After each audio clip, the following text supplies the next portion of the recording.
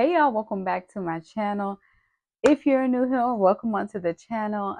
If today you have been feeling like you are frustrated with your motherhood journey, you feel like you are burnt out, giving more than you even have to give, if you're starting to feel resentful towards your partner and your kids, if motherhood is just becoming something that is like to you and motherhood just has you grinding your teeth and complaining all the time, then this video is for you. I too went through that same cycle in motherhood where after having my fourth kid, it was a really big adjustment, really hard for me. And I found myself in a place where I just hated this version of me and I hated this version of motherhood. I just felt like everything was off. I felt like I was failing, like nothing was getting done, like there was no structure, like I had no time for myself. I wasn't caring for myself or my house like I wanted to. And I was just so frustrated and fed up that I began to wake up in the morning already anticipating going to bed, or I would just scroll on my phone for hours because I just felt so defeated. If you feel that way too, I want to encourage you and I want to help you with 6 things that really helped me change my perspective and start having joy in my motherhood again. The first thing I did that made me start feeling better and more present as a mom again was getting off my phone. Get off your phone. And I know that's easier said than done, especially if you're a stay-at-home mom like me and you feel like, okay, well, if you're breastfeeding, the baby is a Velcro baby, they won't let me leave the couch. If you have attached toddlers or kids and it's like, well, I can't do anything anyway, I might as well just feel good the moment, just entertain myself and scroll. Even though in the moment it feels good to kind of like escape your reality with the things that are on your phone, in the long run, it's actually linked to higher rates of anxiety for moms and for everybody in general, also linked to higher rates of depression. There's a lot of comparison, and especially if you're postpartum, looking at your own body and goals that maybe you aren't able to do right now, seeing crazy stuff on the news. It could be a mental train wreck scrolling, and then you start to get into depression and anxiety. And I found out that when I actually put down, it was so hard because I formed a habit while I was breastfeeding, or I was just too exhausted to do anything else. So I would hop on my phone. But I actually found that when I took that away, and I started replacing it with small things, small workouts, or small like walking in place. If you're too exhausted to do any of that, maybe just doing something, caring for yourself in that moment. I would pray, or I would put on a worship song, or I would put on some music. I would move a little bit to get out of the scrolling. And I found that I was more present with my children. And one of the issues with scrolling that I was finding was that when I actually finally got done doom scrolling, I was ready to look up at my kids again and ready to deal with them again. It felt like it wasn't as rewarding because scrolling triggers constant dopamine, constant highs when you're scrolling.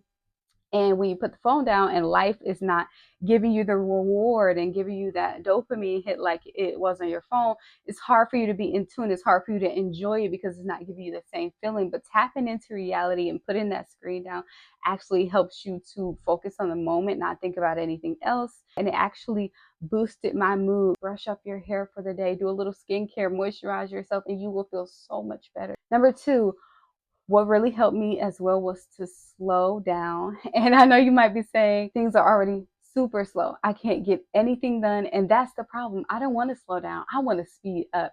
And if you're saying that and you're like me, you kind of have the personality where you have to have something going, you have to be doing something, you have to have everything organized. Slowing down means that nothing is getting done and I'm not accomplishing nor succeeding at anything that I wanted to do. I encourage you to slow down. Instead of piling your to-do list this high, whether you are a stay-at-home mom or whether you're work, instead of making a long to-do list in these precious moments when they are so small and they need you, prioritizing what should come first really helped me. If you have to do a load of laundry, y'all are out of clothes and you completely are out of laundry, then do that laundry. But also make sure you prioritize to slow down in the moment.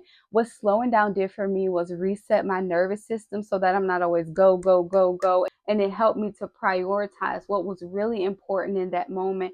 And so I wasn't rushing around feeling frustrated when things weren't getting done. Number three is seek help.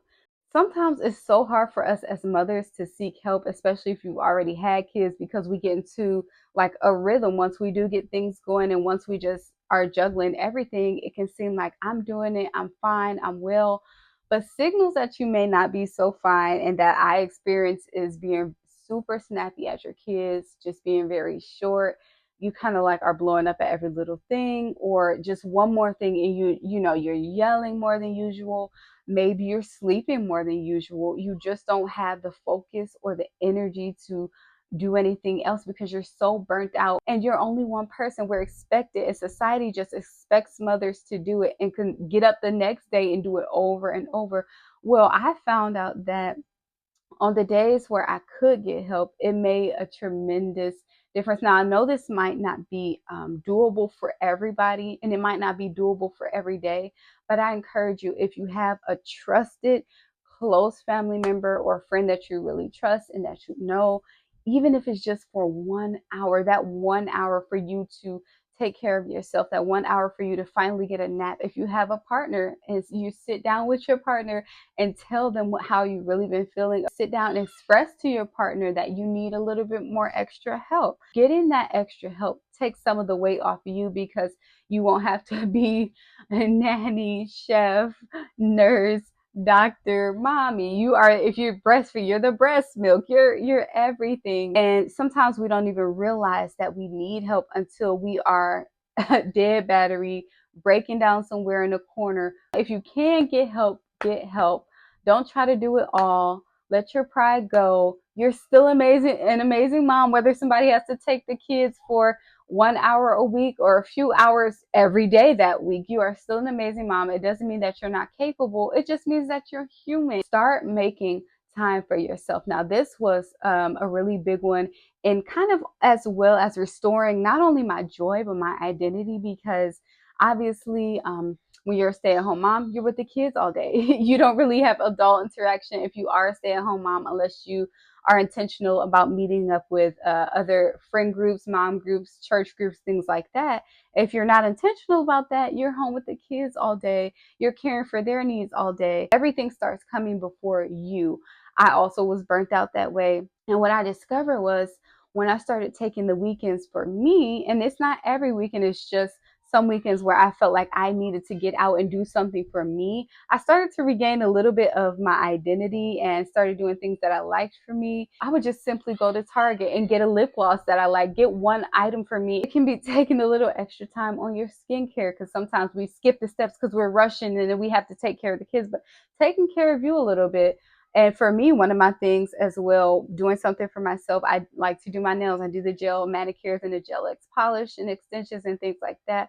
But taking time for you to pour into you, because you cannot pour from an empty cup. Once I filled me up, and I kind of gave to me, it was easier for me to, give to my kids. So taking that and not being resentful, watching everybody get what they need, but making sure you get what you need too, so that way you're not feeling resentful about having to care for others. This is a big one too, this snapback quota. Like, you have to meet this at a certain time.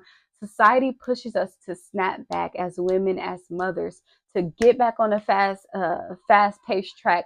Snap back into your body, snap back into your routine, make sure everything is starting to fall into line, snap back into feeling sexy, snap back into date nights. And it's not that easy for a lot of women, and it wasn't easy for me, y'all. It made me just feel even more that much more of a failure, because what I realized was, wait a minute, I have a new normal.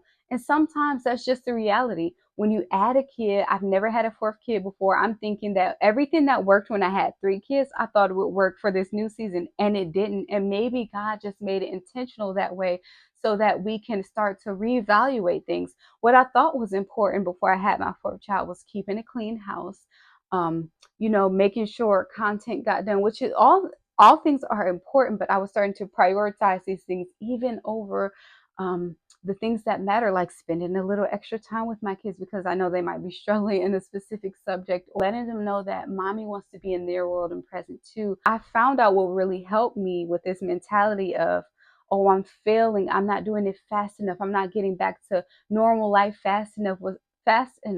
What helped me was, instead of taking this time to try to rush back and hurry up and get back to a normal life, was just viewing it as, I have a new normal. What worked for me then doesn't work now. And I'm actually going to take this time to rest and reset and give myself permission to feel the postpartum, to feel the hormones, to feel the need, to feel what my body don't, and not shut my body down, not ignore, but to actually just take in that moment. I even had a pelvic injury after birth that kind of slowed me down, and I just took that time with my kids because I know that's time that we won't get back. The dishes will be waiting, you know, everything will be waiting for you. The meetings, the chores, the errands, all of that will be waiting for you, but you can't get that time back. The last two are very, very important. I think these were the most important things that I did to help me to start feeling joy and enjoying that motherhood. Number one, pray and ask God strategy for wisdom and for joy. Because when you are in a new phase of life, whether you're on your first kid, your fourth, or your sixth, there will always be new challenges and a new weight added on each time that you have the beautiful responsibility of taking care of your kids. Asking God for wisdom on how to now rearrange your schedules, on how to fit everything that would fit your current life, that fits your current lifestyle, that fits the season you are in now.